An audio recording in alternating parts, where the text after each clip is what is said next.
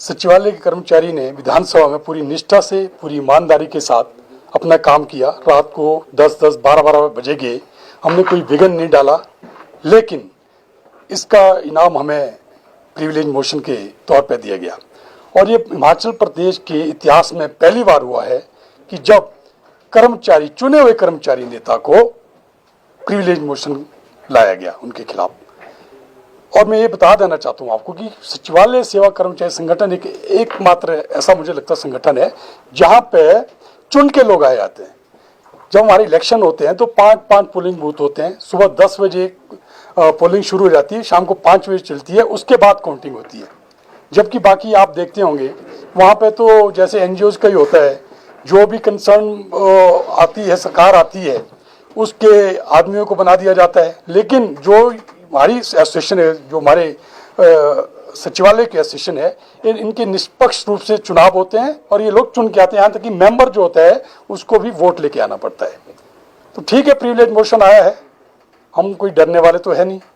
पर जब हमने किसी से पूछा, चाहे वो रिटायर्ड जजेस हैं, चाहे बड़े बड़े वकील हैं, चाहे रिटायर्ड आईएएस ऑफिसर हैं, आम आदमी है, कोई भी है, तो सब लोग हैरान है, परेशान है कि भाई प्रिविलेज मोशन यार ऐसा क्या कर दिया आप लोगों ने। क्योंकि प्रिविलेज मोशन लाने का मतलब जैसे विधानसभा थी, अगर हम विधानसभा में विघ्न डालते, हाउस में विघ्न डालते तो प्रिविलेज मोशन लाते तो ठीक था। अगर हम किसी को गाली देते विधानसभा में जाके तो प्रिविलेज मोशन लाते। क्योंकि हमने तो वो भी समय देखा है एक विरोध करने का, हमने पुतले फूके हैं, पुतले फूकते थे मुख्यमंत्री के, गालियां देते थे। एक मुख्यमंत्री थे, पूर्व मुख्यमंत्री थे, तो हमने पुतला फूका। तो जब हम गए वार्ता के लिए कहने लगे यार आपने पुतला फूंक लिया ना मेरा, अब बोलो क्या काम है। एक मुख्यमंत्री थे, माननीय हमारे मुख्यमंत्री, उन्होंने जब हम वार्ता के लिए गए, तुमने खूब गालियां दी, कोई गाली बची तो नहीं देने के लिए, दे देते, लेकिन उन्होंने बात की। इसी तरह पूर्व मुख्यमंत्री हो, मैं भी आपको ताज़ा बताता हूँ, पूर्व मुख्यमंत्री श्री जयराम जी, उनका हमने एक बार गिरफ्तार किया। क्योंकि लोगों ने मेरा गिरफ्तार किया, यहाँ पे कुछ लोग बाहर से आ रहे थे, ट्रिब्यूनल से आ रहे थे, तो लोगों ने मेरा गिरफ्तार कर दिया। मैंने कहा भाई मेरा गिरफ्तार क्यों कर रहे हो आप, चलो मैं मुख्यमंत्री कर लेते। मुख्यमंत्री आईजीएमसी से आ रहे थे, हमने गेट पे उनका गिरफ्तार कर दिया। मुख्यमंत्री कहने लगे क्या भाई, मैं कहा उन्होंने मेरा गिरफ्तार किया, मैंने आपका कर रहा हूँ। कहते बात क्या है, कहते बैठ के बात होती है। मैं कहा चलो फिर बैठते हैं, और मामला सॉल्व हुआ। यही नहीं, पिछली सरकार में 3 मंत्री जो है ओथ ले रहे थे। जब ओथ ले रहे थे, ऊपर ओथ हो रही थी, सचिवालय में नारेबाजी हो रही थी, हमने सचिवालय के दरवाजे बंद कर दिए थे। और उन जो 3 मंत्री बन रहे थे, ओथ लेते, उनको शपथ लेने के बाद मंत्री यहाँ आते हैं, लेकिन उनको विधानसभा पीट रॉप जाना पड़ा था। लेकिन तब भी हमारे ऊपर कोई कार्रवाई नहीं हुई थी। जब हमने अपनी बात रखी, माननीय मुख्यमंत्री, तत्कालीन माननीय मुख्यमंत्री गए कि ठीक है यार, दोनों तरफ से कहीं ना कहीं कम्युनिकेशन गैप था, तब भी हमें मेमो तक नहीं आया। आज देखो क्या हो रहा है, पूरे प्रदेश क्या देश भी जानता है कि ये जो सरकार बनी है कर्मचारियों की बदौलत बनी है ना। और आज कर्मचारी पे इतनी बड़े बड़े प्रिविलेज मोशन, मेमो, एक हमने गेट मीटिंग की, गेट मीटिंग में आज तक कभी मेमो नहीं आए, हम लोगों को मेमो आ गई। आज क्या कहते, कुछ बात हो गई, किसी ने हमारे खिलाफ बोला, हमने भी उसका जवाब दिया, तो प्रिविलेज मोशन लाया गया। तो ठीक है, अब कुछ लो जितना आप कुचल सकते हैं। हमें वार्ता का रास्ता खुला है अभी, अगर सरकार आपको बुलाती है या आप भी पहल कर सकते हैं कि बातचीत हो, उसके माध्यम से आपको कोई समाधान होता दिखाई दे रहा है? बिल्कुल, अगर वार्ता को बुलाते तो करें ना वार्ता, हम करने को तैयार है। वार्ता करने कौन नहीं चाहता है, क्योंकि किसी भी समस्या का जो समाधान है वो सिर्फ और सिर्फ वार्ता है, संवाद है। अगर संवाद होगा तो निश्चित तौर पे बड़ी से बड़ी समस्याओं का हल होता है। इसका क्यों नहीं हो सकता है? अब क्यों नहीं संवाद करना चाहते हैं, क्या बात है? पर हम आभारी हैं जो हमारे और भी मंत्री है, किसी भी मंत्री ने नहीं कहा, किसी भी एमएलए, उन्हें जानते हैं यार कैसे सरकार आई है, सिर्फ और सिर्फ एक।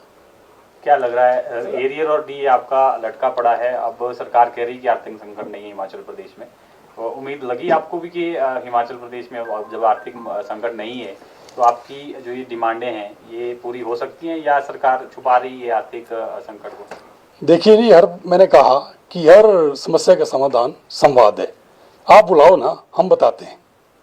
अगर आर्थिक स्थिति खराब है, होती है, घर की आर्थिक स्थिति खराब होती है, उसका क्या होता है, बैठ के बात की जाती है, कैसी हमने आर्थिक स्थिति ठीक करनी, हम बताएंगे। हम कोई बाहर के लोग थोड़े हैं यार, हम इसी परिवार के, और माननीय मुख्यमंत्री हमारे मुखिया है, हमें बुलाएं, हम बताएंगे कि कहाँ से पैसा आ सकता है। देखिए, जो डीए है या डीए एरियर है, डीए है और पेस्केल एरियर है, देखो ये देनदारी है, कमाया है लोगों ने। अगर ठीक है आर्थिक स्थिति खराब है तो हम बताएंगे इसका क्या हल हो सकता है, हम कोई जबरदस्ती थोड़ा ना मांगे। आर्थिक स्थिति ठीक है, खराब नहीं है। नहीं, कुछ लोग कभी कहते हैं कि खराब है, कुछ लोग बोलते हैं ठीक है, तो बैठ के बात होगी ना।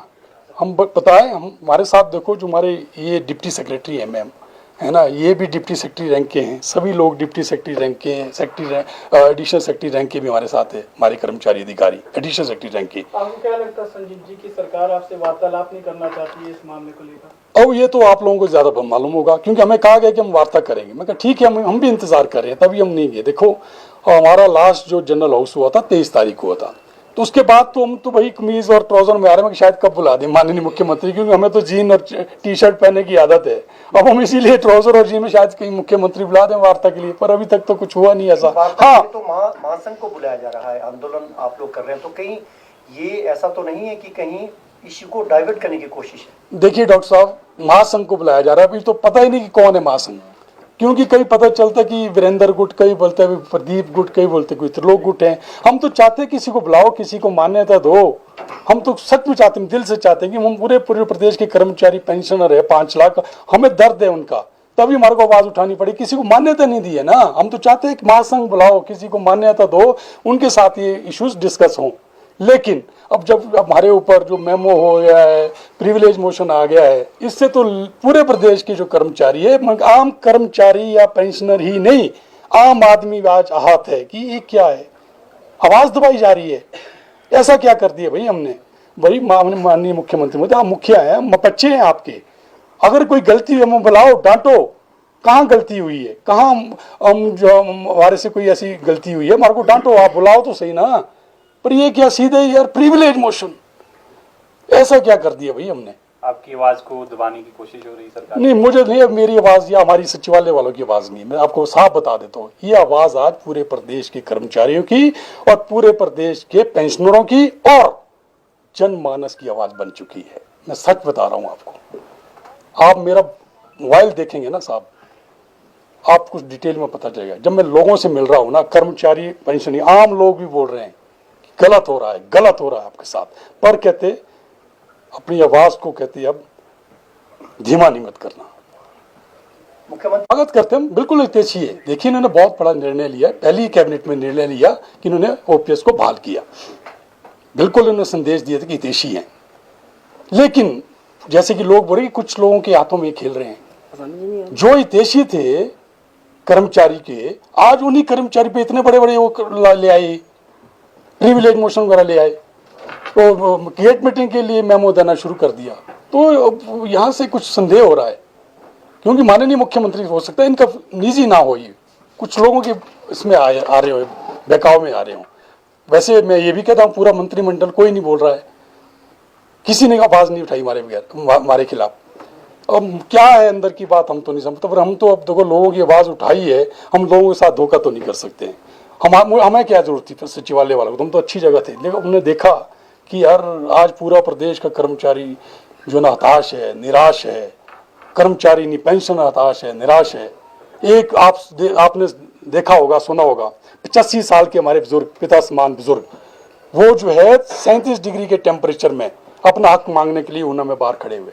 हमीरपुर में आपने देखा होगा, मंडी में आपने देखा होगा, हमारे बुजुर्ग पिता समान बुजुर्ग, हमारी माताएं, मतलब ऊपर से बरसात लगी है लेकिन वो अपना हक मांगने लगे। क्या जरूरत पड़ेगी इनको आज ऐसी? तो अगला रुख क्या रहेगा अगर आपको सरकार वार्तालाप के लिए नहीं बुलाती है? देखिए हमारा 17 तारीख को फिर से गेट मीटिंग है, वो करेंगे। हम अपना जो भी निर्णय ले रहे हैं, हम नहीं ले रहे हैं, हम 5 लोग जो हैं प्रधान है 5 एसोसिएशन के, हम नहीं ले रहे हैं। लोग बोल रहे हैं क्या करना है, जो लोग हमारे, जो जनता बोलेगी हम वही कर रहे हैं, हमारा कुछ नहीं है। हम तो एक चीज जानते हैं यार, आप प्रिविलेज मोशन ला रहे, ले आओ ना यार, क्या करोगे होगा प्रिविलेज मोशन में, अंदर करोगे ना, वैसे ही अंदर कर दो। क्यों यार विधानसभा वालों का भी टाइम आप खराब कर रहे हो, क्यों इतना सारा टाइम वेस्ट कर दो ना अंदर यार। पर यार ऐसा तो मत करो ना, पर बात तो करो ना।